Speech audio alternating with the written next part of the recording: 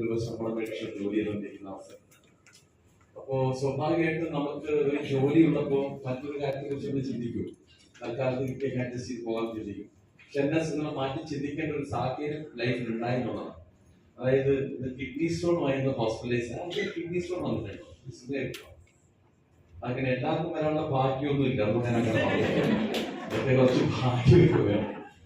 അങ്ങനെ ഹോസ്പിറ്റലൈസ്ഡ് ആയപ്പോ മരുന്ന് മേടിക്കാൻ പൈസ ഇല്ലാത്തൊരു സാഹചര്യമായിരുന്നു. ഇപ്പൊ സ്കാൻ ചെയ്യാൻ വേണ്ടി പറഞ്ഞപ്പോ ഞാൻ ജോലി ചെയ്ത കടയിൽ 1000 രൂപ കടം ചോദിക്കാനായിട്ട് പോയിരുന്നു. അങ്ങനെ 1000 രൂപ കടം മേടിക്കാൻ വേണ്ടി നിന്നപ്പോ ഏകദേശം ഒരു മണിക്കൂറോളം അവിടെ നിൽക്കേണ്ടി വന്നു. കാരണം പെയിൻ കില്ലറൊക്കെ ശരീരത്തിൽ നിൽക്കാൻ പോലും കാണിയില്ലാതെ ഞാൻ നിൽക്കുന്നത്. അപ്പൊ ഇങ്ങനെയൊക്കെ ഒരു സാഹചര്യത്തില് നിങ്ങൾ ചിന്തിച്ചു നോക്കുക, പൈസ ഇല്ലാത്ത മരുന്ന് മേടിക്കാൻ പോലും പണമില്ലാതെ ഒരു കടയിൽ പോയി ഒരു യാചകനെ പോലെ നിൽക്കുന്ന സിറ്റുവേഷൻ ലൈഫിൽ ഉണ്ടായപ്പോൾ എന്റെ കൂടെ എന്റെ വൈഫുണ്ട്. അപ്പൊ അവിടെ ചോദിക്കുന്നുണ്ട്, അവര് പൈസ തന്നില്ലെങ്കിൽ നമ്മൾ എന്താ ചെയ്യും, പൈസ തന്നില്ലെങ്കിൽ നമ്മൾ എന്ത് ചെയ്യുന്നുള്ള ചോദ്യമൊക്കെ ചോദിക്കുന്നുണ്ട്. പക്ഷെ ആ സമയത്ത് എന്റെ മനസ്സിൽ കിട്ടും, അതൊന്നും പ്രശ്നമില്ല എന്നുള്ള രീതിയിൽ ഞാൻ പറഞ്ഞിട്ടില്ല. പക്ഷെ എന്റെ മനസ്സിൽ ആശങ്കയുണ്ട്, അഥവാ അവർ തന്നില്ലെങ്കിൽ മറ്റു മാർഗങ്ങളില്ല. പക്ഷെ ഒന്ന് പൈസ തന്നു.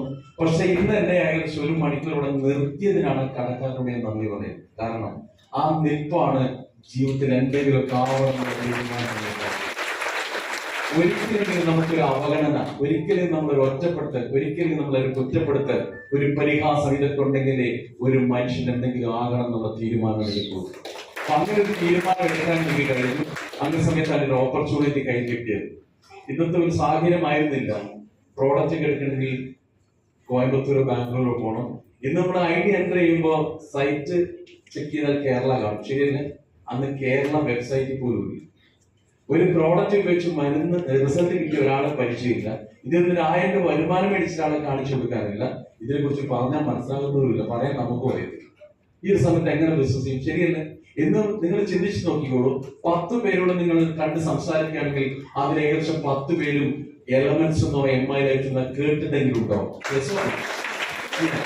നിങ്ങൾ ഒരു 50 പേരോട് സംസാരിച്ചിട്ടുണ്ടെങ്കിൽ അതിലൊരു 4-5 പേര് ബിസിനസ് ചെയ്യുന്നവരായിരിക്കും. ഇന്നാലേക്ക് മാറിയിട്ടുണ്ട്.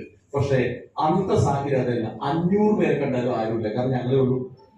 അപ്പൊ അങ്ങനെ തുടക്ക സമയത്ത് ഒരുപാട് കാര്യങ്ങളെല്ലാം പറഞ്ഞു. പക്ഷെ ജീവിതത്തിൽ മാറ്റം വേണമെന്ന് തീരുമാനിച്ചേക്കണം. പ്രധാനമായും 3 കാരണമാണ് ഞാൻ ഇട്ടൊരു കാരണം. ഒന്ന്, ഇതിന് ഇൻവെസ്റ്റ്മെന്റ് ഇല്ല. ഉണ്ടോ? 5 പൈസ ഇൻവെസ്റ്റ്മെന്റ് ഇല്ല. സെക്കൻഡ് എന്ന് പറയുന്നത്, നമ്മൾ കൊടുത്തില്ലെങ്കിൽ ജനങ്ങൾ വാങ്ങിച്ച് ഉപയോഗിച്ചുകൊണ്ടിരിക്കുന്ന സ്ഥാനമാണ് കൊടുക്കേണ്ടത്. സോപ്പും പേസ്റ്റും നമ്മളെല്ലാം ആദ്യമായിട്ട് പറയുന്നത്. മൈലൈഫിൽ ഇറങ്ങിയ ശേഷം സോപ്പും പേസ്റ്റും ഉണ്ടായിരുന്നു, അല്ലേ?